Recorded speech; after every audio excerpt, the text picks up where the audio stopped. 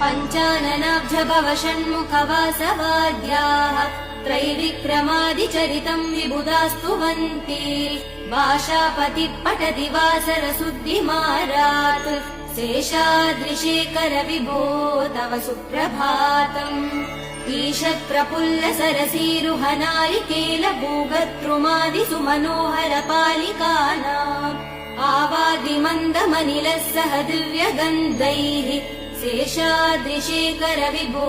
तव सुप्रभातम् उन्मील्य नेत्रयुगमुत्तम पञ्चरस्ताः पात्रावशिष्ट कदलीफलपायसानि भुक्त्वा सलीलमतकेळि सुखा पठन्ति